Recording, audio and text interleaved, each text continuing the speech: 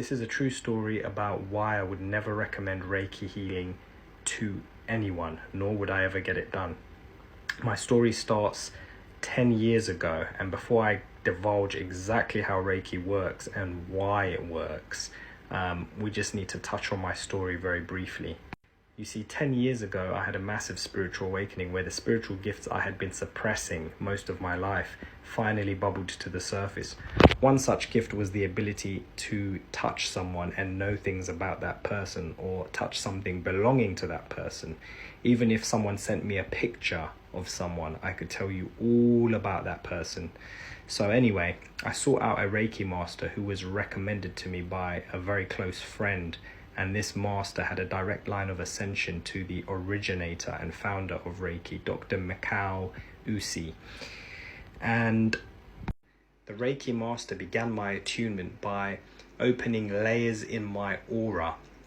She said she needed to do this so that she could get deep enough to attune me to Reiki. But what she actually did was open the protective layers of my auric field in order to get as deep into my spirit as she possibly could. Once there, she began drawing symbols in my soul. Now, she did this behind my back, but I could feel and sense this thanks to my innate spiritual awareness. And as soon as she did this, I saw the founder of Reiki climbing up a mountain, and up on this mountain, he spent many days alone in solitude, upon which a demon visited him.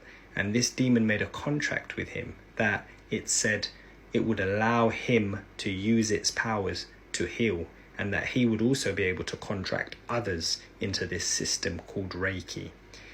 Now, at the time, I was absolutely stunned, and I brought this up to the attention of the master, and she said, yes, the founder did go up a mountain, but he meditated and prayed for 3 weeks and came up with this system himself, and that he had been a healer. And she sort of touched on the background, but I knew something wasn't right. I didn't feel right, as I'd already felt part of my own life force had siphoned off to this entity. And upon going home that day, she said to me that, you might experience some discomfort, or you might even become unwell, and that's perfectly normal. That just means that your body's adjusting to the Reiki. But on the drive home, I felt that my spiritual gifts had been diminished greatly. My vibration had been lowered immensely. I'm going to have to put this in a part 2, unfortunately. But bear with me, I'm going to record that for you guys right now. It gets more interesting. Part 2 of why I would never get Reiki done. By the time I got home, I knew for certain that it wasn't right, that the attunement wasn't something that I wanted to be a part of, and I could feel the presence of this entity drawing closer and closer to me. I knew that I needed to get these symbols off of my spirit. I frantically researched everywhere I could on the internet to find some kind of evidence of the experience that I'd had, to find some kind of validation. And what I'd found was that indeed the Dr. Mikao Usui, the founder of Reiki, had gone up a mountain and had spent some time there, and he'd come back with this Reiki technique, but not exactly what happened while he was atop the mountain. So then I started researching the mountain some more, because the presence of this entity felt very dark and very sinister. And I just needed to get to the bottom of the truth. So anyway, I did research on the mountain that he had climbed, which is Mount Kuruma in Japan. Now, this mountain, according to local myth and legend, is the mountain that holds the most powerful demons in all of Japan.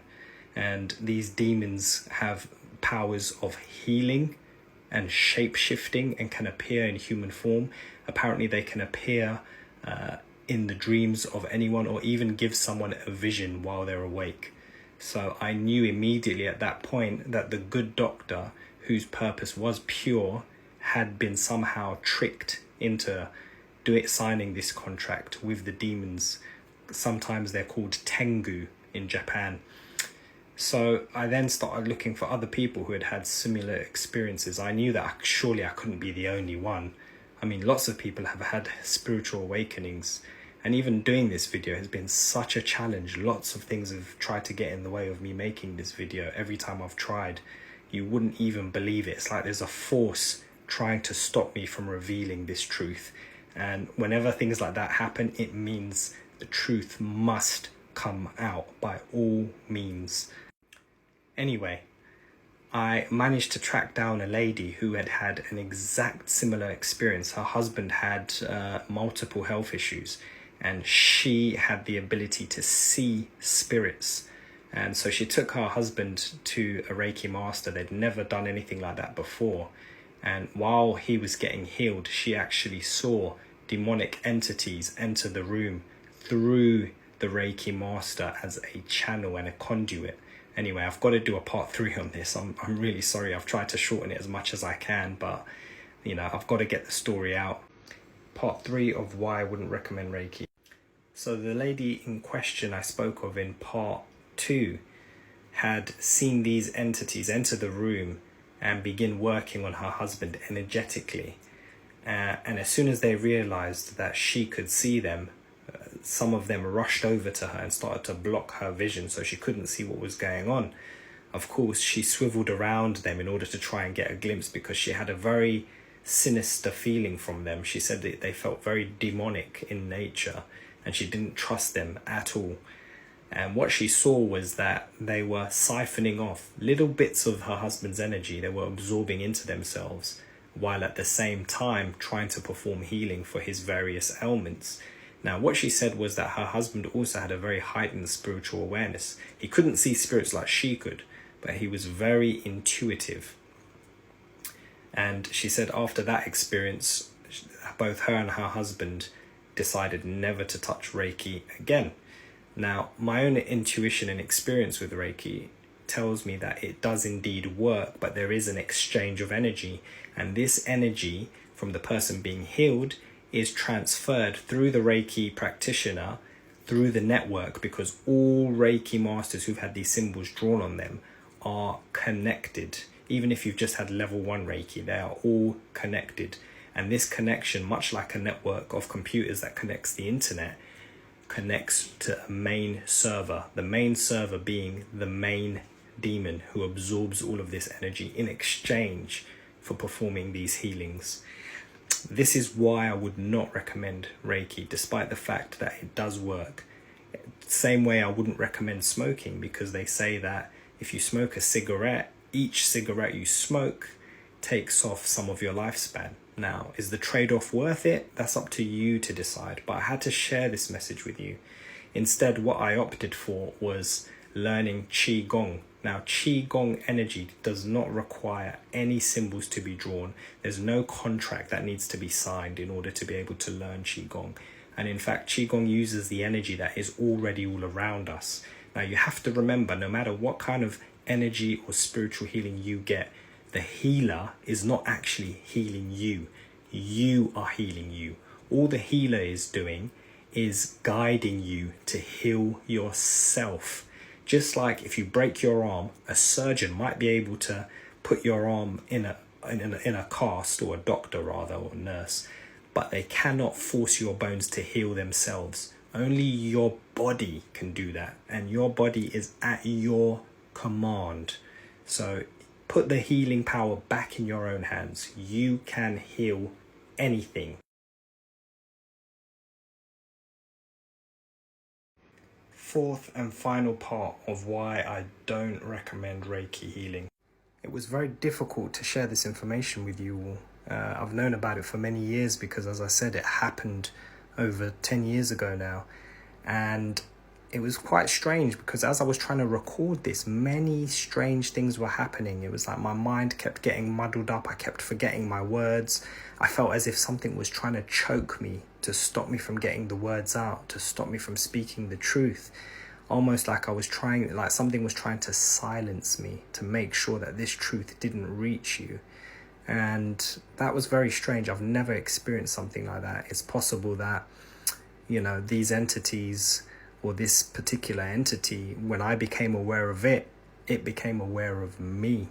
There's a saying that if you look into the abyss looks into you. And I feel like that's something that may have happened here. But I just wanted to say one last thing on this is that, you know, I'm not trying to pull Reiki down at all. It does work. I know many people who've had positive experiences with Reiki and nothing like I've had. And also I know many Reiki masters who are doing their best. They're really trying to help people and they're really genuine in what they're offering.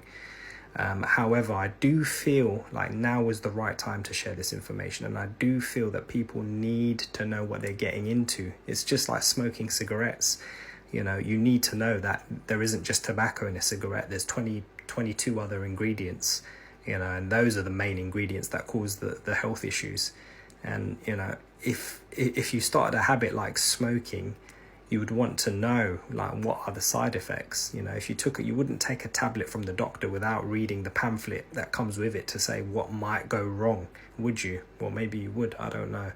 But in any case, what I want you guys to do is not take my word for it. I don't want you to believe anything I've said, not because I'm not speaking the truth, but because I want you to have your own experience. If Reiki is something that you're doing or you're interested in doing, you know, follow your own intuition. You know, there is a right place and a right technique for everyone, and whatever you choose in this life will be right for you.